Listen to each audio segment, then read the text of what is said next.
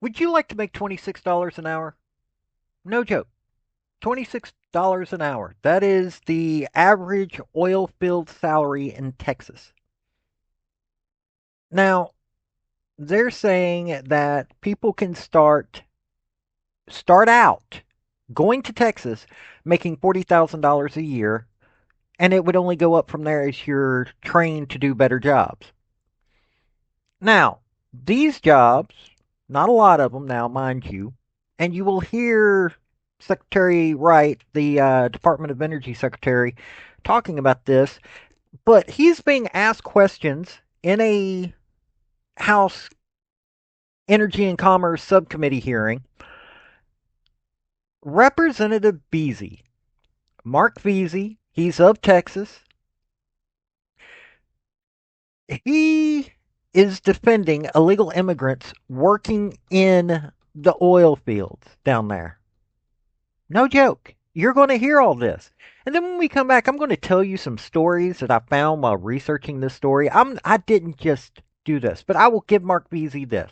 I will give Representative Veasey this. He sounded like an adult when he was asking these questions and didn't throw a temper tantrum. We unfortunately have people on both sides of the aisle, both Republican and Democrat, that seem to think that it's better to throw temper tantrums. I'm not into throwing temper tantrums. I'm wanting to hear intellectual discourse. And at least Representative Veasey was having that. I don't know how often he does that, but he did that in this hearing. Also, I want to thank everybody for letting me hit 500. I'm just a little over 500. I'm now trying to figure out how to get to the point where, according to one total on my hours, I'm at like 50 hours away, so I should be able to do the monetization thing soon. But please keep going. I thank you. And please keep going. That's on YouTube. On Rumble. Folks, if you hear this video, I want to get paid attention to more there as well. I want people hearing what I'm talking about because I want to hear what you want to talk about. So, Rumble, help me out there as well. Here we go on the video. Howdy, y'all. This is Paul, the Redneck Thinker. What we have here is a channel to communicate. I want you folks to be thinking by the time you leave my videos. Why? Because I'm tired of people talking via what other people tell them to think.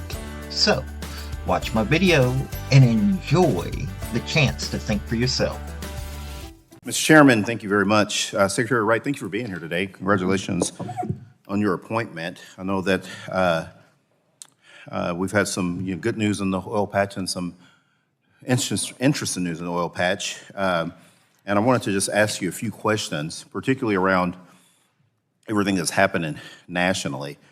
Your FY26 budget proposal guts proven bipartisan energy programs, some of which directly support our domestic workforce and ensures American energy dominance. And here's what's not in your budget that I wanted to talk with you about: a plan to deal with the consequences of mass deportations in the Permian Basin.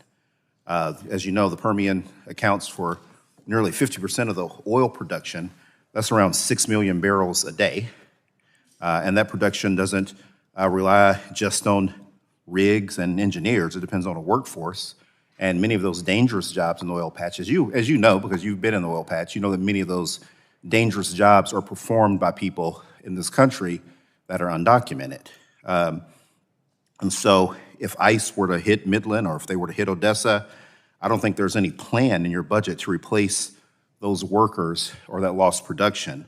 In Odessa, studies show that undocumented workers make up about 13% of the workforce.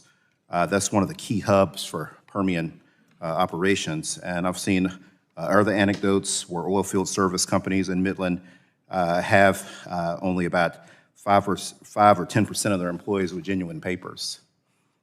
And so, as you know, those aren't soft skill jobs. Those are people that are out in the heat, people that risk injuries to their hands and to their other limbs.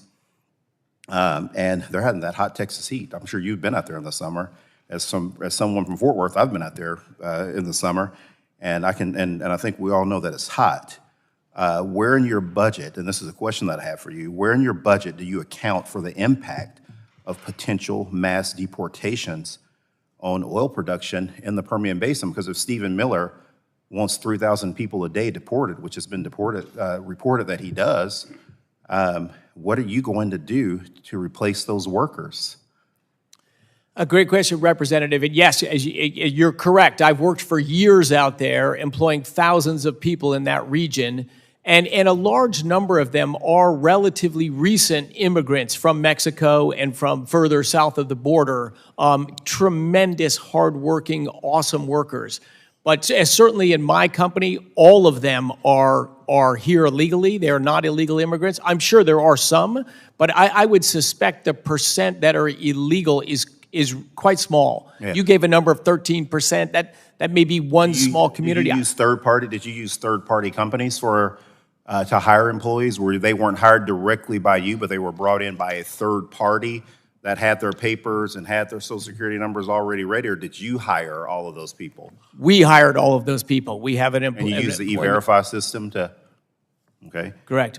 So let me ask you a question. If ICE were to show up to Midland today and do a large-scale deportation, and it were to get a little bit rowdy, would you support the president calling in the National Guard to Midland, Texas, or West Texas, like he has in Los Angeles?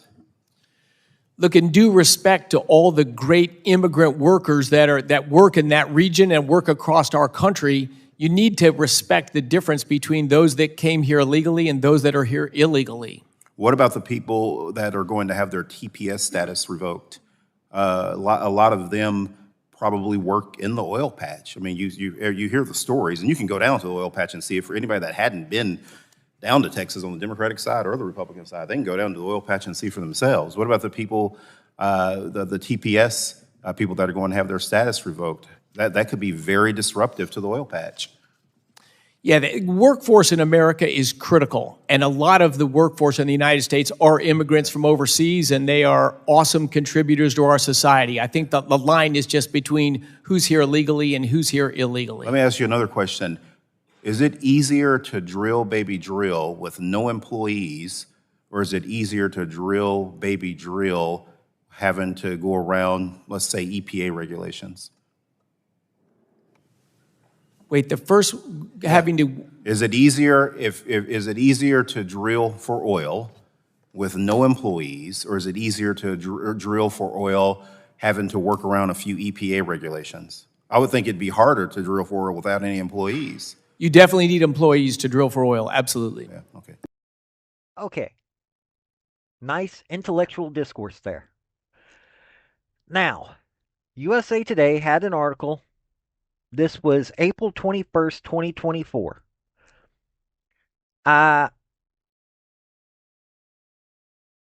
They're talking about this, but the illegal immigrants working in the oil fields. Now, this is actually, they were actually talking about in the article, if you want to look it up, the name of it is Trump's Promises to Drill Baby Drill and Kick Out Migrants Are at Odds. Here's why. So, fourth paragraph down. Here, work papers can be bought for $250 and oil companies employ workers, knowingly or not, who sneaked across America's borders or overstayed a tourist visa.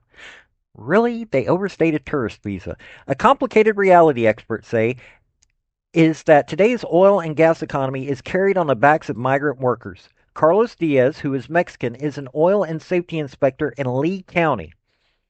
He has been deported multiple times, including at least twice during the Trump's presidency. He has always come back and found an employer willing to hire him. We are the most important labor force they have, said Diaz, who asked to be identified by the name for which he is known locally. We're Mexican. We're close by. We're easy for the gringos to hire. Are you telling me, or listening to me, do you know anybody that needs a job? Do you know anybody that would be willing to go down to Texas? They might not start out at $26 an hour, but That's a pretty good amount of money that you can get down there working these oil fields. Think about that for a second. You've got these cities that have all this unemployment. So you've got these folks here that are they're not even supposed to be in this country. They keep coming back and keep getting hired. Okay, U.S. Representative Gabe Vasquez, a Democrat, was quoted in this article. Undocumented workers are one of the oil and gas industry's best kept secrets. He represents southern New Mexico's oil and gas country, despite losing Lee County in the last election. They are the shadow workforce. Shadow workforce. Think about that for a second here. These people are taking jobs that are high paying. You know, you hear tell of these illegal immigrants that are taking jobs that Americans don't want. You're telling me that Americans don't want to get paid $26 an hour? They don't want to start out making $40,000 a year. And yes, this is coming from ZipRecruiter. This is coming from all kinds of different places. Pew Research, all these places. They're saying these are good paying jobs. And you're saying that Americans don't want those jobs? Get out of here with that crap.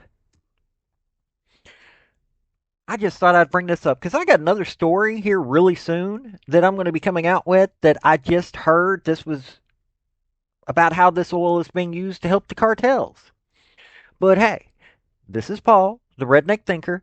Thank y'all for letting me hit 500. Now, y'all have a good day now. Bye. So, folks, that's the story that I wanted to bring you on this video. And I just wanted to say thank you again for coming by. Hit like, subscribe, comment, all that fun stuff if you don't mind. Help me out. So, y'all have a good day now. Bye.